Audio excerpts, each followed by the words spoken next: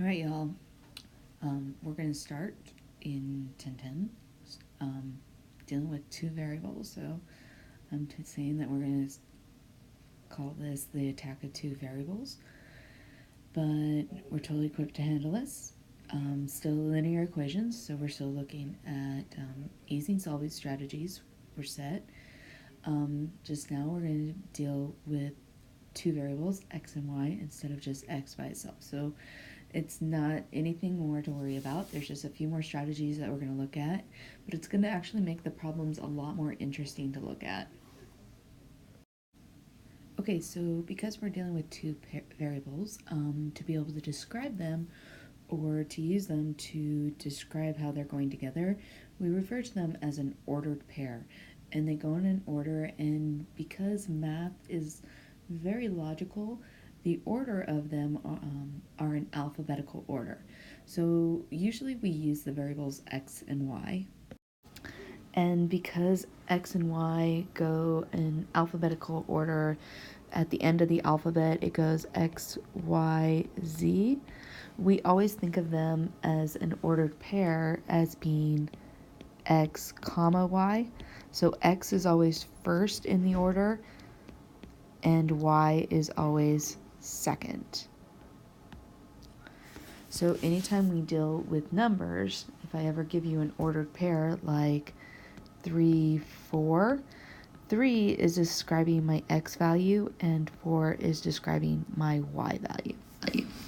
And these coordinates then go on number line and like this. These numbers are like number lines, and so they go on forever. And then the other thing that's true is we're also dealing with the numbers and that they're negative because they are number lines, that they can be going on forever in the negative direction also.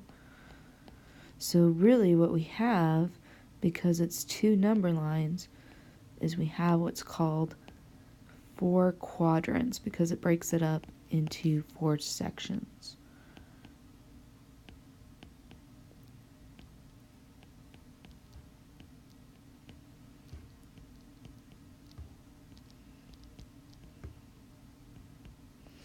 And this is what we call quadrant 1, and we go counterclockwise. And then we go to quadrant 2, and then this is quadrant 3, and this is quadrant 4. And in quadrant 1, that's the one we're most used to because both x and y are positive values. And then in quadrant 2, x is negative and y is positive. And then quadrant 3, both are negative. And then in quadrant 4, x is positive and y is negative. So if I were to ask, like in Battleship, for if there was a hit, and I was to ask about, say, the coordinate -7, 5, I would start at this point right here, which is 0, 0, and it's also called the origin. Okay, it's because it's the starting point, or 0, 0, and I would start at the origin, and I would go left 7 because I want to go to where x equals -7, so I'd go right here, and then I would go up 5.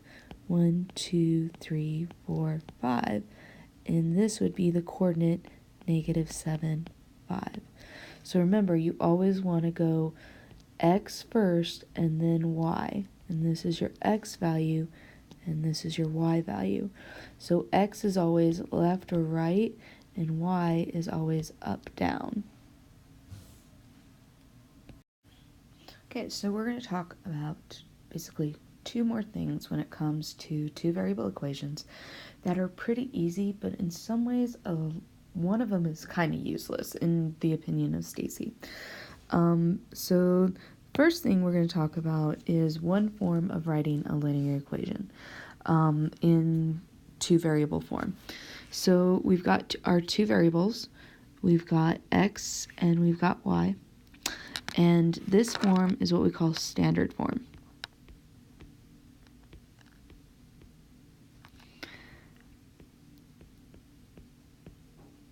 And it's standard form because both x and y are on the same side, and they're both multiplied by something. So our book uses capital letters A, B, and C, and A, B, and C are just what we call parameters.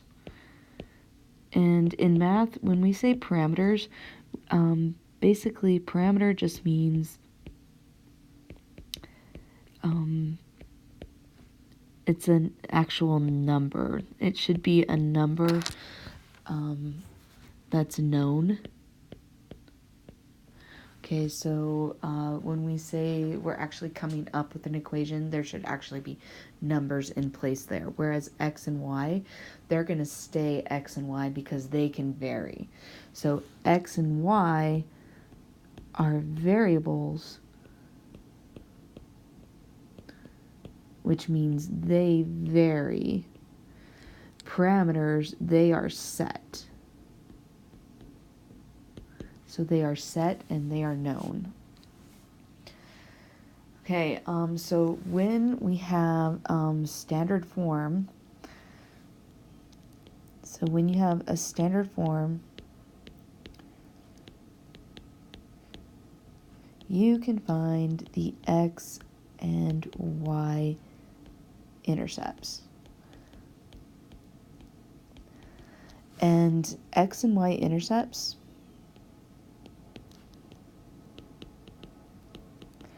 are just a fancy way of saying where the line crosses the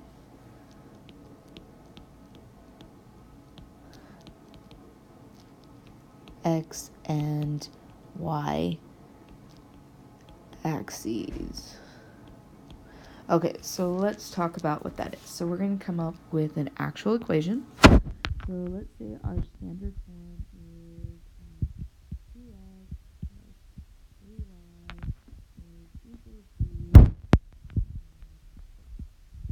to... Okay, so let's set up our axes here. Okay, and remember that this is the x-axis, the one that's going horizontal, and the one that's going vertical is the y-axis. So we're talking about, we want to figure out where this line is going to cross the x-axis and the y-axis. So the easiest way to do that is when it's crossing the x-axis, y is equal to 0. And when it's crossing the y-axis, x is equal to 0. So what we can do is we can plug 0 in for y. So we can say 2x plus 3 times 0 is equal to 12. And we can solve for x, and that's going to give us our x-intercept. So it's going to tell us where it crosses the x-axis. And we can do the same thing, plug 0 in for x. And that's going to give us our y-intercept. And that's going to give us where it crosses the y-axis. So we know 3 times 0 equals 0, so really we're left with 2x is equal to 12. We can divide by 2, and so we get x is equal to 6. So that tells us that our x-intercept is at 6. And we know that 2 times 0 equals 0, so we're really left with 3y is equal to 12. And we can divide by 3. So we get y is equal to 4, so we know our y-intercept is equal to 4. And the thing that we need to know about linear equations, linear equation alert, is that all linear equations draw a straight line. So all you need to be able to draw this straight line is 2 points. So once we have the 2 intercepts, we have the 2 points needed, and we can draw the straight line connecting these 2 points. And put arrows at the end of them, and you are able to graph this linear equation using standard form. So basically, the big thing behind this is I'm not a big fan of standard form in that I think for the most part there's not a lot of application behind it besides that it's really easy to graph. Okay, let's talk about what else it doesn't mean when x equals 0. Okay, so when x equals 0, we've talked about how that is a y-intercept. And usually when we're talking about y-intercept, this is a starting point in a situation that is linear.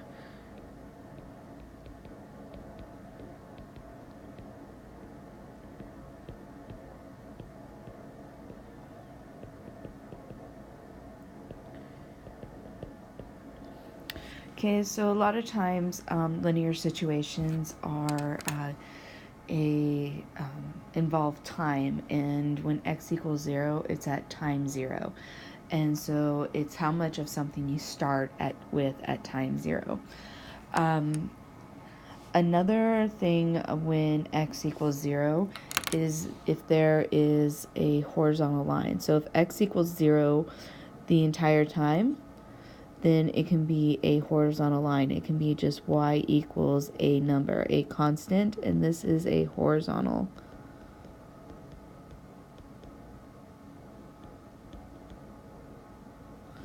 Okay, and so that's what else it can mean when x equals 0. Now, if y is equal to 0, we know that this is the x-intercept. Okay, and it's not a starting point of anything, but it's when you run out of something.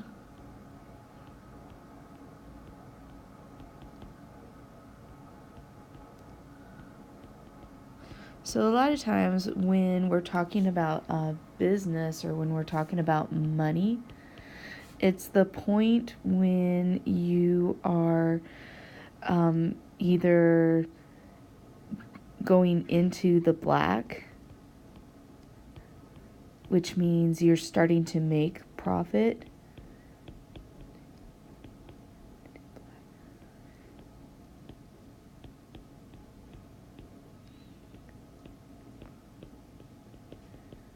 or it's the point where you're going into the red, which means you're going into debt. Okay, so if you're thinking about in terms of business, that's what the x-intercept is indicating. It's basically the point at 0 point for money.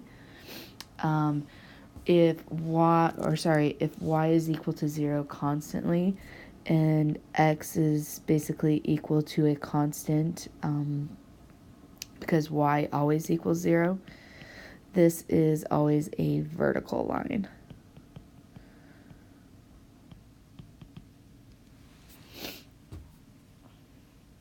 Okay, so that's basically everything that we've got when it comes to this first introduction of two variable linear equations. With what we're going to be looking at a lot in our homework problems is the idea of being able to graph points. So remember that the first point of a graph is that it is x, y, and that this is the horizontal, and the second value is the vertical. And so being able to plot the points or being able to identify the coordinates of a point on a graph. And then the second part is going to be able to graph the standard equation by finding the x and y intercepts. And then finally, we might have some word problems, but mainly the word problems will be pretty basic in that it will be set up already in a standard form or an equation that will be already like y equals, and it will just give you values to like plug in for x or plug in for y, and interpreting those results and saying that y represents money and x represents time, and when you plug in something for one, what does the other represent? And that's basically what 2.1 is going to be talking about. So there's another form, or two forms of the linear equations that we're going to go over. and how they're useful and how to use them for graphing. The first form is slope-intercept form.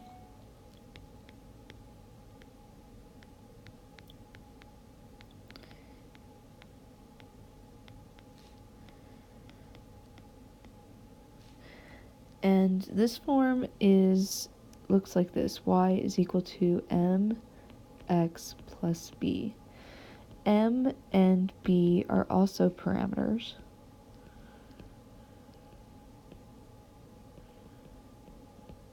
Where m is equal to what we call the slope, and we'll talk more about slope in a second, and b is equal to the y-intercept, where it's crossing the y-axis. So, in terms of the y-intercept, the slope, let's go with that. Slope is equal to, let's look at this, is equal to a vertical change, so a change in y over a horizontal change, a change in x. It's also got kind of a famous saying referred to as rise over run. So we can use slope to be able to go from one point to the next by using this ratio of always going up, or your change in y, and then over, or your change in x. So this is a really useful equation to be able to graph with. So let's say we want to graph. Here's our coordinate plane, and let's say we have the linear equation of y is equal to 2/3 x plus 3.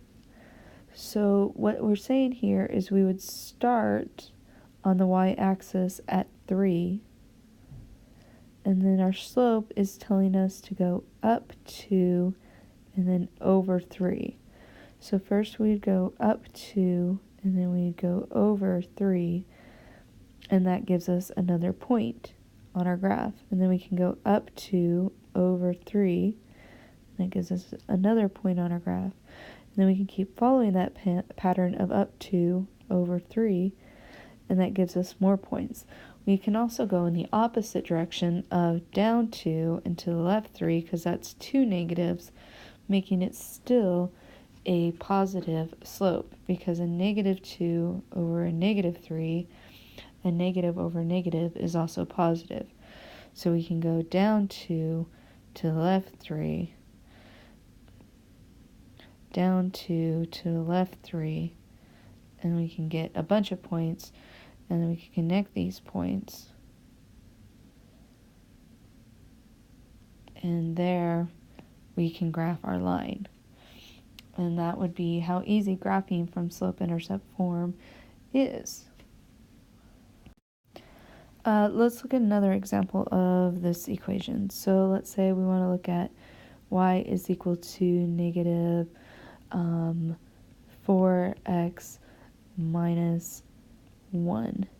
So we would start at -1, and in this case we have a whole number for our slope.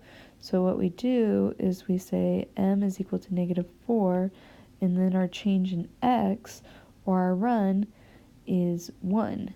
We put our any whole number or any integer over 1 to be able to get the change in x. So now we can say we go down 4, 1, 2, 3, 4 over 1, down 4, 1, 2, 3, 4 over 1.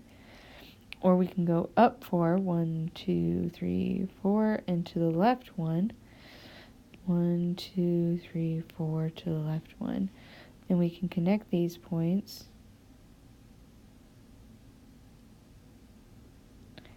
And there's the equation of our line.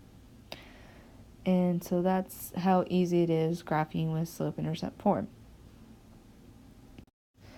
Another form of an equation is what we call point-slope form.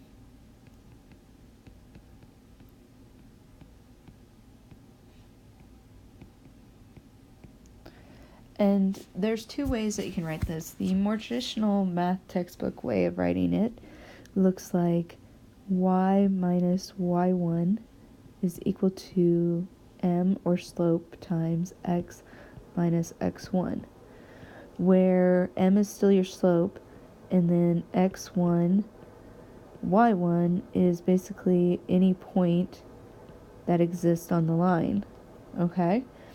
A form that I like better because it relates to other things that you can do in math. It looks very similar to other equations and other functions that we deal with is y is equal to m times x minus h. That does not look like an h, sorry. H plus k, where h and k are any point that exists. If you look at it, these two equations look pretty much the same, especially if you just bring the y1 over. That's in the same place where the k would be.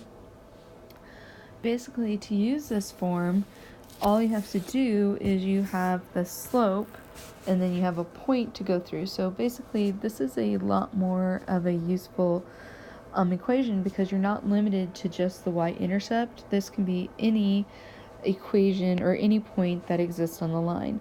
So if I have to come up with the equation of a line, it can be like find the equation of a line with a slope of negative 3/5 that goes through the point 2, negative 8. And all I have to do is use point slope form, so I can be like y is equal to negative 3/5 x minus 2 minus 8, and there's my equation. And graphing from it's really easy as well, because all you have to do is you graph this point to negative 8, so you go to positive 2 and then negative 8, and then you use your slope to find the next point. So if you look at my graph, I can't really go down 3, so instead I'm going to go up 3, 1, 2, 3, and then I'm going to go to the left 5, 1, 2, 3, 4, 5, and then I'm going to go up 3, 1, 2, 3, left 1, 2, 3, 4, 5, and then I'm going to draw a line through these 3 points, and there you go. There's a line that fits this criteria and is the graph of this line right there. And so that's how easy it is of being able to graph with point slope form as well. So basically that's graphing any linear equation in dealing with these forms. You don't always have to deal with just the intercepts. Graphing with just knowing a point and the slope is also really easy as well. And so this is basically graphing linear equations and what we're going to be doing in both 2.1 and later on when we talk more about slope or rates of change later in chapter 2.